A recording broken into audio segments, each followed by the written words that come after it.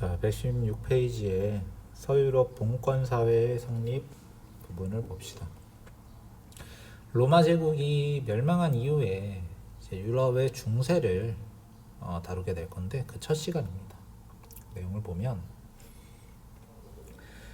자, 로마의 멸망, 그러니까 서로마 제국은 이 게르만족의 이동을 계기로 해서 멸망을 하게 됐어.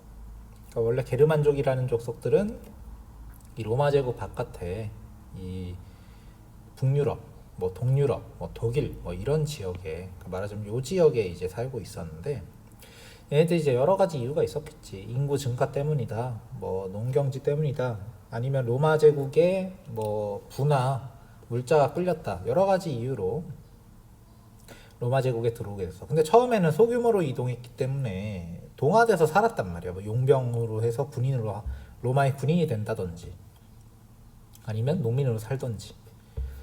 그래서 점차 로마 문화로 동화가 됐는데, 자, 4세기 후반 이후에 훈족이 나타나면서 부족 단위로 쫓겨나게 된단 말이야. 훈족이 쳐들어오니까 못 견딘 이 고트족부터 시작해서 이 게르만족들이 부족이 통째로 로마 제국 땅으로 이동을 하기 시작했어. 그래서 다른 게르만족들도 대거 이동을 하게 되니까 이게 개개인별로 이동하는 것과 집단으로 이동하는 건 달라서 이 게르만족들이 이동하게 되니까 이제 로마 제국이 이 게르만족을 효율적으로 막아낼 수도 없고, 얘네들이 고트족이 들어와서 뭐 영토를 차지해버리고, 부르군족이 들어와서 영토를 차지하고, 프랑크족, 뭐 반달족 이런 애들이 영토를 하나씩 떼서 차지하다 보니까 그 전에 소규모로 이동했을 때는 이 사람들을 이용해서 제국의 인적 자원으로 활용을 했지만 부족 단위로 넘어오게 되니까 얘네들이 독자적인 세력을 가지게 되면서 통제가 되지 않고 소로마 제국은 약화되고 멸망을 하게 되지. 그리고 이 소로마 제국이 있던 자리에 중세 유럽 사회가 성립이 되게 되는 거고. 자, 그래서 이 소로마 제국이 차지했던 영토에 여러 게르만족 국가가 만들어지게 되는데 그 중에서 가장 대표적인 국가가 프랑크 왕국이야. 자, 프랑크 왕국은 두 개의 왕조로 나뉘어지는데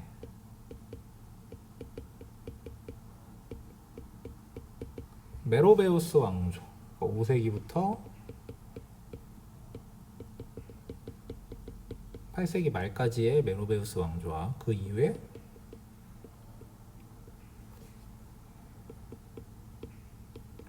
카롤링거 왕조로 나뉘어지는데, 카롤링거 왕조는 우리 교과서에서는 뭐 카롤루스 왕조다 뭐 이렇게도 얘기하더라고. 자, 그래서 주요 왕들을 보면은 클로비스라는 사람은 메로베우스 왕조를 만든 사람이야. 프랑크 왕국을 처음으로 만든 사람인 거지. 자, 이 프랑크 왕국이 가장 넓고 오랫동안 번영한 나라로 버틸 수 있었던 것은 이들이 당시 로마 제국 사람들이 믿었던 로마 카톨릭으로 개종했기 때문에, 그전에는 우리가 로마 제국 배울 때 배웠듯이 게르만족은 대부분 기독교긴 한데 아리우스파를 믿고 있었어. 그러니까 이게 종파가 다르다 보니까 백성들을 다스릴 때 자꾸 종교적인 다툼이 벌어지니까 통치가 어려웠는데, 클로비스 같은 경우에는 서로마 제국에 살았던 기존 사람들이 많이 믿고 있었던 로마 카톨릭으로 개종을 하게 되면서 통치를 하는데 굉장히 편리해진 거지. 자, 그러다가 카롤루스 마르텔이라는 사람이 나타나게 되는데 이 사람은 왕은 아니고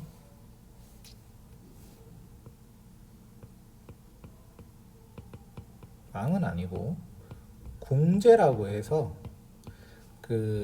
아직은 메로베우스 왕조의 신하였던 거지. 하지만 실권을 장악하는 사람인 거야. 그러니까 왕은 아니지만 거의 왕이나 다름없는 가장 중요한 권력을 가지고 있었던 사람인 거지. 그러니까 뭐 삼국지로 치면 뭐 동탁, 뭐 아니면은 고려 시대의 무신 집권자들처럼 뭐 그런 사람이라고 생각을 하면 돼.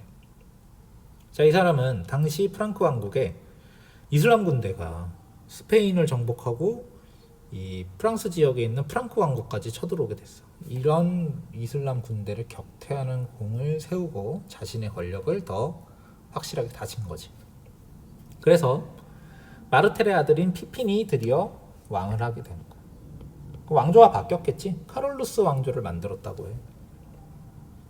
자, 그리고 피핀은 교황의 지지를 받아야 되기 때문에 당시 교황을 위협하던 롬바르드족, 얘네도 당연히 게르만족의 일파인데 얘네들을 공격해서 얻은 지역을 랑고바르드족을 쫓아내고 이들이 다스리던 영토를 교황에게 기증을 하게 된다. 그래서 교황이 다스리는 교황령의 시초가 됐다고 얘기해. 카롤루스 대제는 말할 것도 없이 프랑크 왕국의 전성기를 열게 되지.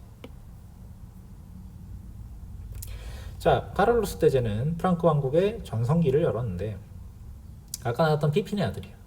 그리고 이 사람은 정복 활동을 활발히 벌였고 정복지에 선교사를 파견했어.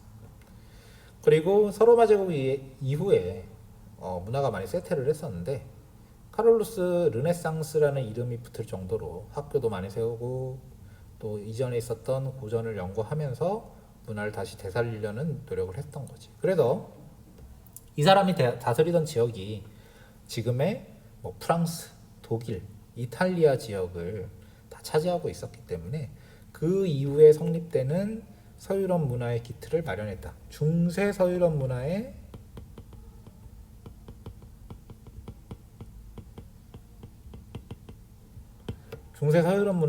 기틀을 마련하게 된 거지. 그래서 그리스 문화 여기에 플러스 로마 문화도 있겠지. 그리스 로마 문화에 자기네들이 있었던 게르만 문화에 로마 제국 후기부터 국교가 되었던 그리스도교의 문화까지 융합이 되면서 이러한 문화가 섞인 것이 서유럽 문화라고 한다면 이런 문화의 기틀을 만든 사람은 카롤루스 대제라고 얘기할 수 있겠지. 자, 그리고 이 카롤루스 대제는 교황에게 서로마 황제로 대관을 받았어. 상징적인 의미가 있겠지. 서로마 제국이 다스리던 지역의 종주권을 이 사람이 가졌다는 얘기니까. 교황은 이미 피핀에게 교황령을 받은 은혜를 받았잖아. 카롤루스 대제도 교황을 도와서 이탈리아를 정복했단 말이야. 자, 하지만 프랑크 왕국이 분열되게 된다. 두 개의 조약으로 분열되게 되는데 베르덴 조약과 멜센 조약으로 분열되게 돼. 그래서 세 개의 왕국으로 분열이 되게 된다. 서프랑크, 중프랑크, 동프랑크로 나뉘어지게 되는데 서프랑크는 지금의 프랑스, 중프랑크는 지금의 이탈리아, 동프랑크는 지금의 독일의 기초가 된다고 해. 자, 영토를 보면 카롤루스 대제가 즉위했을 때 영토는 요 정도였단 말이지. 그리고 정복 활동을 벌여서 이 지역을 새로 획득을 했고 영토로 잡진 않았지만 영향권을 미친 지역도 이렇게나 넓었단 말이죠. 그러니까 당시 지금 우리가 서유럽이라고 부르는 영토의 대부분을 카롤루스 대제가 차지했다라는 거지. 그리고 이와 같이 교황령. 피핀 때 이미 얻었던 땅인데 교황이 종교적인 권력만 있는 게 아니고 혹은 유럽 전역에 흩어져 있는 주교들을 임명할 권한만 있는 것이 아니고 자기가 실제로 세금을 거둘 수 있는 영토를 가지고 있었다는 거야. 이걸 준 사람이 누구다? 교황령은?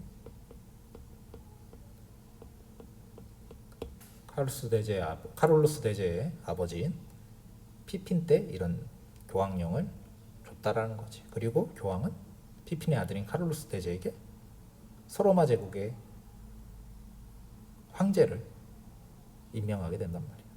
대관을 해준 거지. 임명이라기보다는. 자, 근데 카롤루스 대제가 죽은 다음에 이 아들들 사이에 내전이 벌어져서 결국에는 조약으로 세 개의 나라로 나뉘어지게 돼. 서프랑크, 중프랑크, 동프랑크로.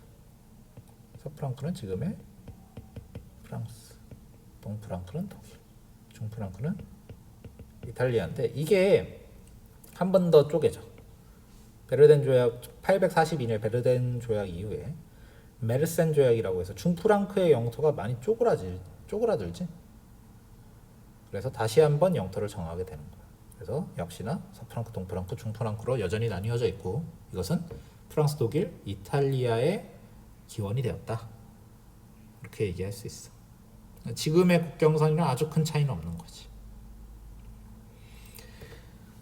자, 중세 유럽의 특징인 봉건제가 형성이 되게 되는데 왜 이런 봉건제가 형성이 되냐? 봉건제는 지방 제후들이 득세를 하고 중앙의 권력이 약하고 지방 분권적 특징을 가지고 있다고 해요. 왜 이렇게 됐냐면 프랑크 왕국이 분열이 됐어.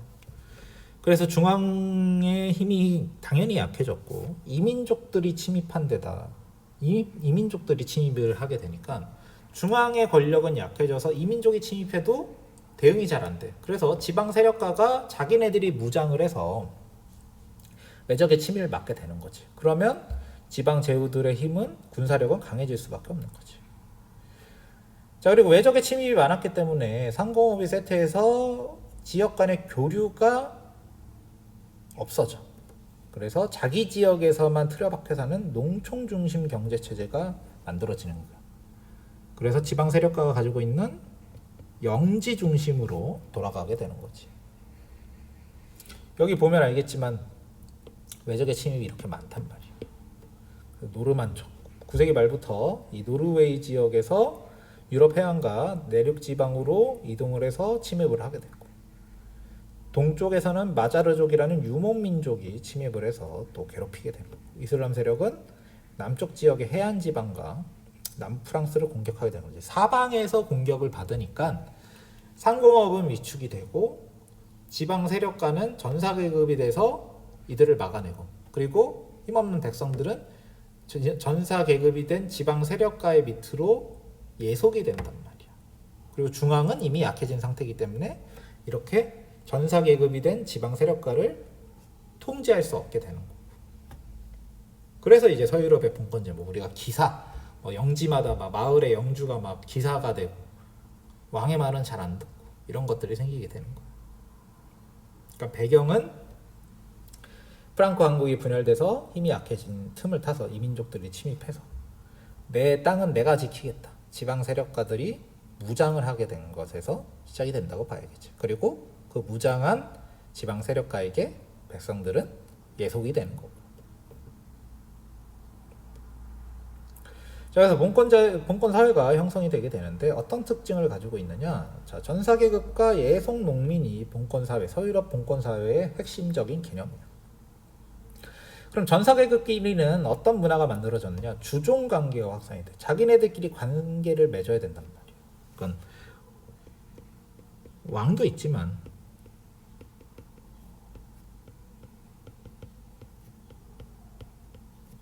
영주들 사이의 위계 관계도 있는 거지. 이렇게 보면 왕이 꼭대기에 있어서 통제가 가능할 것 같지만 이미 지방 공권이 가속화된 시대이기 때문에 이 주종 관계는 일종의 계약 관계란 말이야. 그러니까 왕이 절대적으로 명령을 내릴 수가 없어. 이게 안 된단 말이야. 영주에게 절대적인 명령도 안 돼. 계약 관계만 기초되어 있어요. 나머지 영주들도 마찬가지고 이렇게 된단 말이야. 자, 경제적으로는 장원제에 기초했다. 자, 농촌의 자급자족적 영지다. 아까 얘기했듯이 외적의 침입으로 인해서 상공업이 없어진단 말이야. 상공업이 쇠퇴하고 농업, 고립된 영지에서 자급자족만 한단 말이야. 자급자족한다는 얘기는 외부에서 새로운 물품이 안 들어온다는 얘기지. 상공업이 쇠퇴했기 때문에 이런 일이 벌어지는 거야.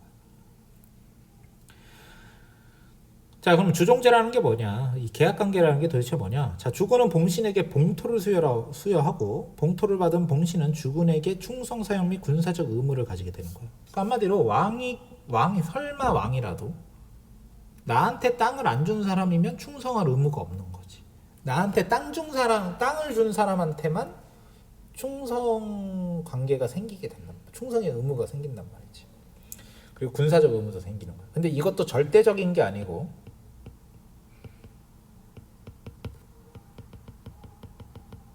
계약서에 기초한단 말이야. 군사적 의무도 예를 들어서 내가 기사인데 내 위의 영주가 전쟁을 할 수는 있잖아. 근데 내가 죽을 때까지 싸우는 건 아니야. 40일, 1년에 40일 싸워준다. 이렇게 계약을 맺으면 41일째부터 내가 나 계약 끝났어. 갈게. 내년에 봐. 이러고 갈 수 있단 말이지. 그리고 쌍무적 계약 관계라고 하는데 이것도 역시 서로에게 의무가 있다라는 거야. 봉토를 수용해서 계약을 맺었지만 그 계약을 위에 사람이 지키지 않아도 계약은 깨지게 된단 말이지. 서로의 계약 관계가 굉장히 중요한 관계라는 거야. 절대적 충성이라는 게 존재하지 않는단 말이지. 왜? 그렇게 제약할 수가 없거든. 이미 지방의 세력들을 왕이 통제할 수 없고 왕만 통제를 못하는 게 아니고 어느 누구도 지역 전체를 통제할 수 있는 사람은 등장하지 않는단 말이야.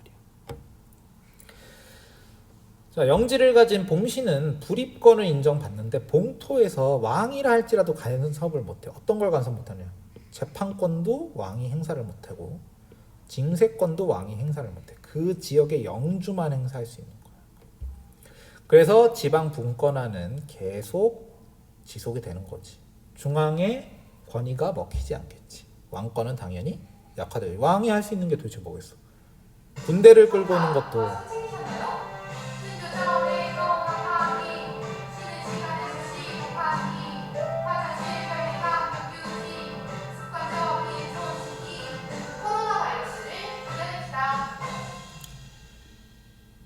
지방분권은 당연히 촉진이 되는 거고 왕도 재판권, 징세권 이런 것도 없어. 군대 끌고 오는 것도 계약서로 끌고 와야 돼.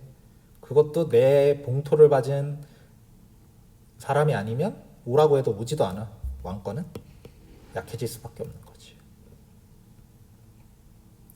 자, 서유럽의 봉건제라고 해서 교과서에 있는 내용을 보면 이렇게 나와 있지. 계약 이야기가 계속 나오잖아. 그치? 그리고 서로의 의무 관계를 동양에서는 이럴 수가 없지. 뭐 당신이 나한테 못해도 나는 끝까지 충성 바친다 이런 게 미덕이잖아. 근데 서유럽의 봉건제도라는 것은 그런 게 아니란 말이야. 심지어 교황도 주교를 임명하는 과정에서 개서제라고 해서 이 유럽 전체에 주교를 파견한단 말이야.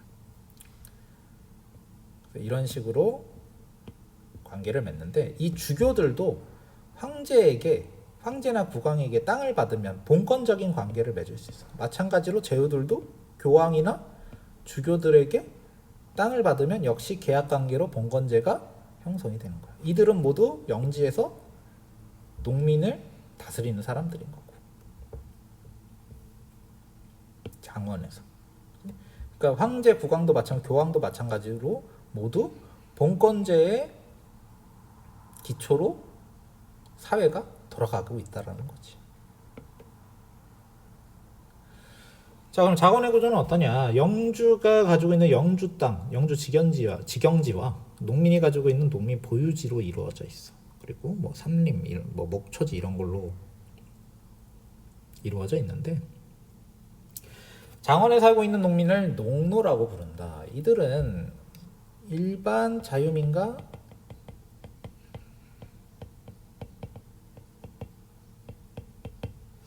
노예의 중간적 성격을 가지고 있어요. 그럼 처지가 좋았냐? 좋다고 할 수 없지. 노예적 성격이 있는데. 자, 이들은 영주의 직영지를 의무적으로 경작을 해야 돼. 뭐 일주일에 뭐 3일, 뭐 4일 이런 식으로 계약이 되어 있어.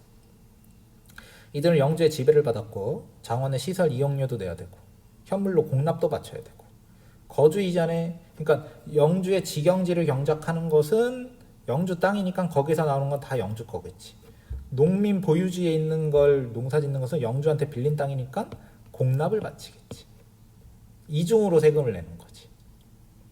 영주의 땅을 대신 농사 지어줌으로써 의무가 있는 거고 또 내 땅에서 농사 지은 것도 세금을 내므로써 의무가 있는 거고 거주 이전의 자유는 당연히 없겠지. 다른 영주가 여기보다 잘해준다 이러고 이사는 못 가. 재판은 영주법정에서 받았다. 왜? 영주에게는 뭐가 있어? 불입권이라는 게 있기 때문에 법정에서 받을 수밖에 없고 대신에 그러면 뭐 인두세도 내고 사방세도 내고 혼인세도 받지. 이것도 다 영주한테 내겠지. 왕한테 내는 건 없어. 왜냐면 아까 전에 얘기했듯이 불입권 때문에. 그럼 노예보다 나은 게 도대체 뭐예요? 결혼도 할 수 있고 자기 재산 어쨌든 가지고 있어. 이런 것들은 노예보다 나은 점이라는 거지. 그래서 자유민과 노예의 중간이다. 일반 농민과 노예의 중간이다 해서 농노 이렇게 불렀다는 거야. 이게 중세시대의 농민들의 처지인 거지. 자, 그래서 이런 본권 국가가 하나씩 발전을 하게 되는데 서프랑크가 나중에 프랑스가 되지. 카페 왕조라는 왕조가 성립이 되는데 왕권이 매우 미약했다. 봉건 사회니까. 영토도 미약하다. 제후가 왕보다 강력한 상황. 아주 전형적인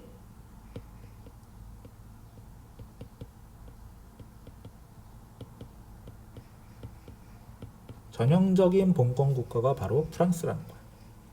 자, 동프랑크는 지금의 독일인데 신성 로마 제국이라는 걸 만들어. 또 제국이네. 교황한테 또 이 나라의 왕들도 황제의 관을 받은 거야. 오토 1세라는 사람이 처음으로 신성 로마 제국의 황제가 됐는데 이 사람이 마자르족과 슬라브족의 침입을 격퇴해서 외적의 침입도 격퇴하고 또 이탈리아 내람을 진압해서 교황을 또 도와줬겠지. 그럼 교황은 보답으로 황제의 관을 씌워주는 거야. 그래서 신성 로마 제국이 성립됐어. 하지만 역시 이 지역도 봉건 국가이기 때문에 황제권은 매우 미약하고 황제도 그냥 뽑히는 게 아니고 제후의 선거로 선출이 돼. 제후들이 뽑는단 말이야. 그리고 이 동프랑크 왕국은 본국이 독일인데 자꾸 신성 로마 제국의 황제권을 받아야 되기 때문에 이탈리아에 집중하는 거야. 왜? 교황을 제어해야 되거든. 그래서 실제 본국 독일의 상황은 이들의 관심사가 아니야. 그러다 보니 왕권이 더욱 강해지기가 어려운 거지. 교황이랑 싸우느라 정신없는 사이에 안 그래도 강력했던 영주들이 더더욱 강력해지기 때문에. 자, 잉글랜드에는 노르망 왕조가 만들어지는데 이게 뭐냐면 자, 노르망디 공국에 윌리엄이라는 사람이 있어. 이 사람의 선조는 바이킹인데